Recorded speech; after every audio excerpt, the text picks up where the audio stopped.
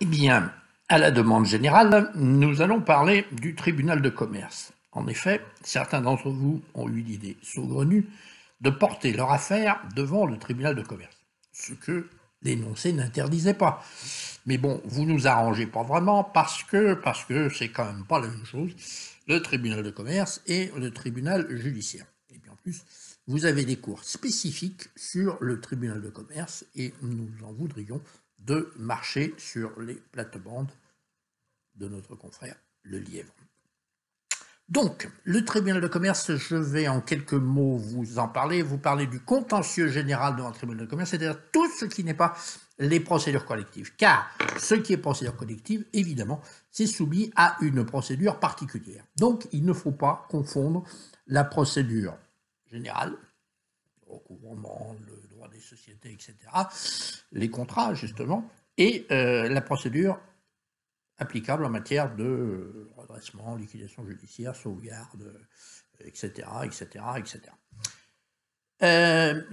Vous avez dans le tribunal de commerce un président qui a les fonctions à peu près équivalentes au président du tribunal judiciaire, c'est-à-dire requête et référé, voire procédure accélérée au fond. Je n'en parle pas non plus parce que c'est pas notre sujet. Alors, ce qui est essentiel devant le tribunal de commerce, c'est de comprendre que c'est quand même essentiellement une procédure orale. Et ça, c'est un point important. En effet, la procédure orale n'est pas la procédure écrite, elle est finalement plus compliquée que la procédure écrite. Alors qu'elle devrait être plus simple, puisque normalement la procédure orale, c'est une procédure qu'on fait sans avocat, mais ça fait rigoler parce que devant le tribunal de commerce, c'est plein d'avocats. Et vous irez sans doute devant le tribunal de commerce. Alors attention, il y a des choses très compliquées dans la procédure orale. Vous relirez les articles 446-1 et suivants du Code de procédure civile qui sont au titre des dispositions générales. En gros, dans la procédure orale, il peut y avoir de l'écrit.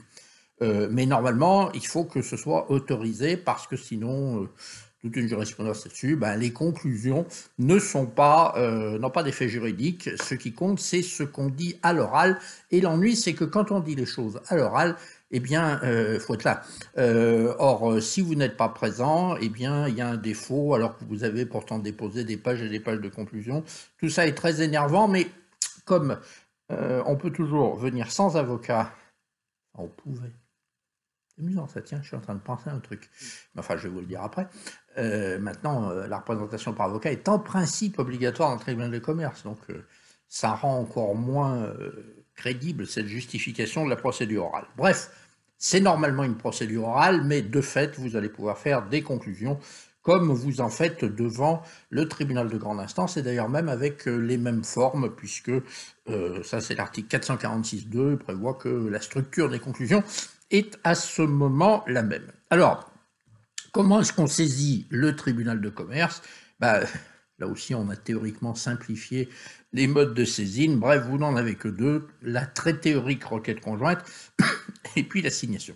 Alors l'assignation n'est pas exactement la même, loin de là, que celle que vous avez devant le tribunal de grande instance. Alors vous n'aurez notamment pas de mécanisme de prise de date spécifique. Je rappelle que ça sera en vigueur à partir du 1er septembre devant le tribunal judiciaire. Vous assignez, à condition de délivrer votre assignation au moins 15 jours avant l'audience et de l'enrôler au moins 8 jours avant l'audience. Ça, c'est ce qui était prévu antérieurement et qui est reconduit. Alors, évidemment, la grosse nouveauté, c'est article 853, applicable aux instances introduites à compter du 1er janvier. En principe, les parties doivent constituer avocat devant le tribunal de commerce. Mais il y a une dispense, notamment pour les demandes portant sur un montant inférieur à 10 000 euros, et puis pour le droit des procédures collectives, justement.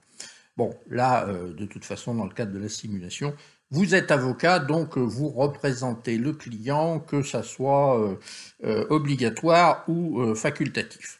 Donc, vous faites votre assignation comme je viens de vous l'indiquer. Alors, je ne vais pas vous exposer toutes les mentions, ou plus exactement les absences de mentions qu'il y a à prévoir.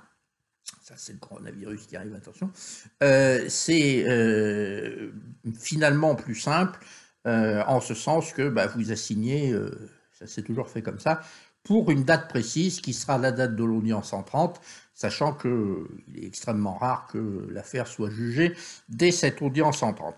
Alors ensuite, vous avez des dispositions qui sont extrêmement succinctes devant le tribunal de commerce, pour la procédure devant le tribunal de commerce. Alors vous avez des pratiques, attention, hein, et il est conseillé de se renseigner sur les pratiques de chaque tribunal de commerce, parce qu'ils peuvent un peu s'organiser comme ils veulent. On dit notamment que pour le tribunal de commerce de Paris, il est prudent de prendre un correspondant, bien qu'il n'y ait pas de territorialité de la postulation, même aujourd'hui, devant le tribunal de commerce, parce que c'est compliqué. Sinon, si vous n'avez pas de correspondant local, comme on dit, il y en a qui ont essayé, mais ils ont eu des problèmes. Donc, vous allez avoir une grande liberté de la part du juge consulaire, comme on dit, pour organiser la procédure. Il est prévu aujourd'hui une possibilité de, alors littéralement, selon l'article 860-2, de désigner un conciliateur de justice. Bon, tout ça étant évidemment de l'amiable, c'est-à-dire que d'abord, la formation de jugement peut le faire, elle n'est pas obligée, puis vous n'êtes pas obligé de vous concilier. Alors, certaines juridictions, en particulier le tribunal de commerce de Lyon, mettent en place ce qu'ils appellent une tentative de médiation, qui est d'ailleurs faite généralement par les juges consulaires.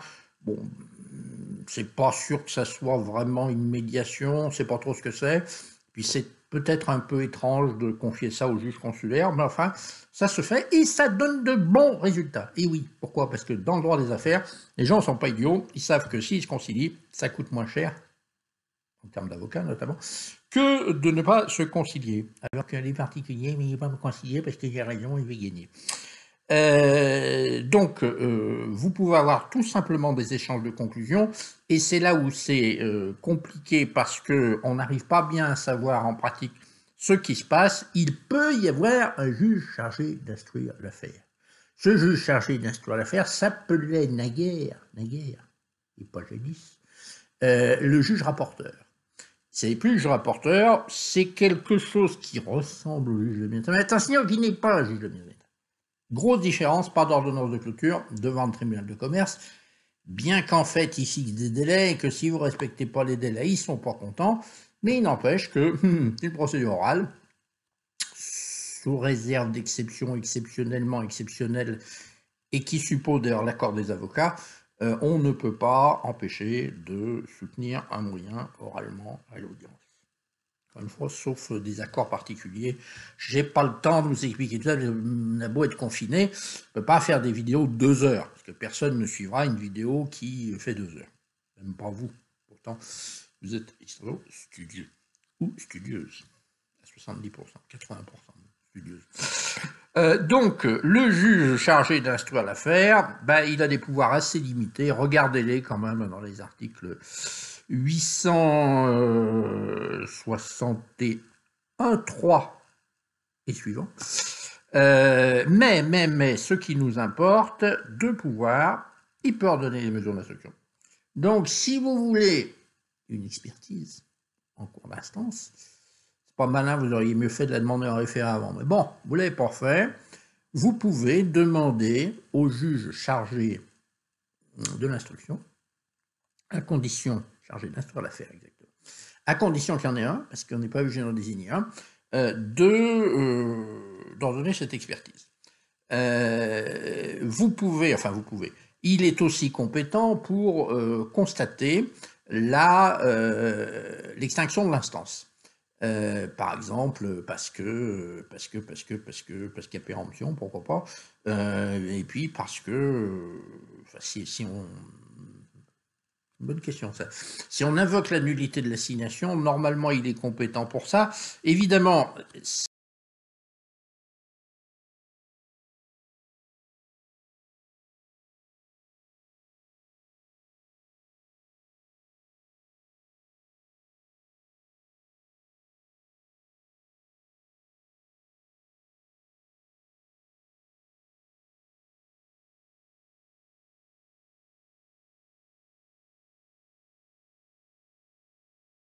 c'est tout à fait exceptionnel, s'il constate l'extinction de l'instance, eh bien, il y aura une possibilité de recourir, c'est-à-dire de faire appel dans les 15 jours. Alors là, attention, justement, la dernière fois dans la vidéo JME, j'ai bien fait attention à ça. Article 868, dans les 15 jours de leur date, et non pas de leur notification, on parle des ordonnances, lorsqu'elles constatent l'extinction de l'instance.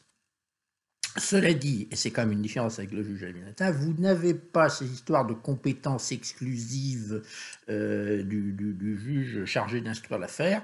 Donc, si vous ne concluez pas devant lui, ben, vous pouvez conclure devant le tribunal, pas de problème particulier. Bon, à l'inverse, vous pouvez aussi le saisir par voie de conclusion. Là, il y a une liberté absolument considérable, et c'est un peu la caractéristique de la procédure commerciale, qui est une procédure très souple. Bon, ce juge chargé d'instruire l'affaire présentera un rapport à l'audience et peut même tenir seul l'audience si, pour entendre les plaidoiries, attention uniquement, si les parties ne s'y opposent pas. Bon, d'ailleurs, ceci est une belle leçon. Dans la plupart des cas, vous allez plaider devant un juge unique. Alors, pas dans le cadre de l'EDARA, car nous tenons à vous juger de manière équitable, donc en collégialité. Mais, dans la réalité, le plus souvent, juge unique. Alors, on peut s'y opposer, machin, mais qui s'y opposerait, hein? Je vous pose un petit peu la question. Donc, voilà les grands traits de cette procédure orale écrite, bizarre, hein, qui est la procédure dans le tribunal de commerce. Attention, hein, vous avez d'autres procédures orales. Une procédure orale devant le tribunal judiciaire, et puis il y a une procédure orale devant le conseil de prud'homme, là aussi, avec des spécificités spécifiquement spécifiques qui font que consultez toujours les textes, sinon vous risquez de faire des bêtises. Voilà, finalement, c'est pas plus mal que même dans le cadre de ce cours général de procédure civile, on vous ait un peu parlé du tribunal de commerce. Ce qui est rigolo, c'est que lors des plaidoiries, les gens qui seront là, notamment, en principe, il y aura un magistrat, il faut qu'ils se mettent dans la peau d'un juge consulaire. Et c'est pas forcément exactement le même raisonnement, les mêmes mentalités, etc., etc. Enfin, ça nous renvoie à des tas de questions fondamentales sur le tribunal de commerce, parce que il y a beaucoup de gens qui disent que c'est une anomalie dans notre organisation juridictionnelle. D'ailleurs, apparemment, à l'étranger, il n'y a pas beaucoup d'équivalents.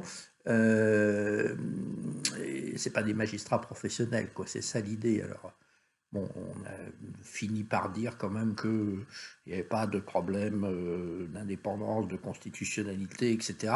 Mais il y a encore des gens qui râlent. Alors, cela étant, il y a une réalité technique, c'est que les tribunaux de commerce, prenez celui de Nanterre, mais aussi celui de Lyon, celui de Paris aussi le plus accessoire, traitent d'énormes affaires. C'est donc un contentieux tout à fait important. Globalement, ils ne les traitent pas si mal que ça, hein, il faut bien dire. Il y a eu pendant des années des gros soupçons contre les tribunaux de commerce, mais bon, honnêtement, ils font le boulot gratuitement. Les greffes des tribunaux de commerce, qui sont des greffes indépendants, ont une efficacité considérable, notamment en termes de gestion informatique. Donc, finalement, ça serait bête de supprimer les tribunaux de commerce. Une des questions qui reste toujours, c'est est-ce qu'il ne faudrait pas faire un échevinage, c'est-à-dire mettre au milieu du tribunal de commerce un magistrat professionnel, enfin, tellement peu de magistrats disponibles, que ça n'est sans doute pas l'actualité. Bon, maintenant, vous pouvez rester chez vous et continuer à lire du droit. Autre chose.